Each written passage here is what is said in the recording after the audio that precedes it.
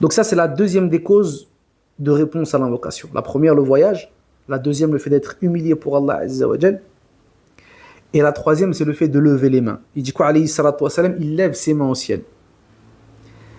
Et la base dans l'invocation, c'est le fait de le faire en levant les mains. Il dit alayhi salatu wa salam dans le hadith rapporté par Ahmed, il dit Inna Allah ta'ala hayyun karim yastahi idha rafa'a ar-rajul ilayhi yadayhi an yaruddahuma sifra kha'ibatayn. Donc il dit alayhi salatu wa salam qu'Allah Azza wa Jal est gêné lorsque l'homme lève ses mains, yani au moment de l'invoquer, qu'Allah Azza wa Jal laisse ses mains par la suite vides, c'est-à-dire sans lui répondre. Tu te rends compte? Donc il y a un grand fadl dans le fait d'invoquer et de lever les mains quand on invoque. Les gens de science, ils ont écrit des livres sur le fait de lever les mains lors de l'invocation. Et les savants, ils nous disent qu'il y a plus de 100 hadiths qui sont venus dans le fait de lever les mains lors de l'invocation. Cependant, on a des règles pour les moments où il faut lever et les moments où il ne faut pas lever les mains. Donc ici, on a 3 types de moments concernant le fait de lever les mains lors de l'invocation. Le premier moment, c'est la base, ce dans quoi il n'y a pas de texte particulier. Donc à ce moment-là, le musulman, il lève ses mains pour invoquer Allah Azza wa Jal. Par exemple, toi, tu es là au dernier tiers de la nuit ou autre, ou tu veux faire dua, tu lèves tes mains. Donc c'est la base, de partout les hadiths qui sont venus dans cela.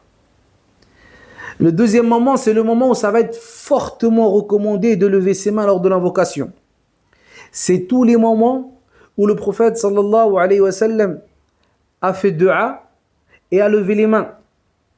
Comme la prière de l'istisqa, la demande de la pluie. Comme al-qunut. Al-qunut, c'est rapporté que le prophète sallallahu alayhi wa sallam, il levait ses mains. Donc tous les endroits où on va voir que le prophète alayhi salatu wa sallam levait ses mains, alors ce sera fortement recommandé. Quand on n'a pas de texte, on n'a rien, c'est pas venu que le prophète sallallahu alayhi wa sallam a invoqué dans ce moment précis, à cet endroit précis, eh bien là-bas c'est que ce sera recommandé de lever la main. Quand on a un texte, ce sera fortement recommandé de le faire.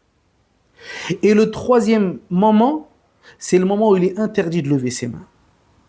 C'est lorsqu'on a un texte où le prophète sallallahu alayhi wa sallam a fait dua, il a invoqué alayhi salatu wa sallam et il n'a pas levé ses mains. Donc là on dira à la personne, il est interdit à ce moment-là de lever ses mains. À titre d'exemple, lors de l'invocation, le jour du vendredi, certains compagnons, quand ils ont vu un imam lever ses mains à ce moment-là, ils ont dit bid'a. On dit ça, c'est une innovation. Pourquoi? Parce que le prophète, alayhi salatu wa sallam, à ce moment-là, il faisait dua, mais il ne levait pas ses mains. Est-ce que toi, tu fais mieux que le prophète, alayhi salatu wa sallam? Mieux que les compagnons? Là. De même, après la prière, directement, astaghfirullah, astaghfirullah, astaghfirullah, fait partie de la sunna de répéter ça 3 fois, à 3 reprises. Astaghfirullah, c'est une invocation. Ce n'est pas rapporté que le prophète, alayhi salatu wa sallam, levait les mains à ce moment-là. Donc on va dire de même celui qui vient et qui fait ça et qui lève les mains, on va dire là yajouz akhi. Là tu es venu avec une chose nouvelle dans la religion d'Allah Azza wa Jal. Parce que le prophète alayhi salatu wa sallam, à ce moment-là il a invoqué, ou bien à cet endroit-là il a invoqué et il ne levait pas ses mains. Donc on dira quoi? On dira à ce moment-là il est interdit pour toi de lever les mains.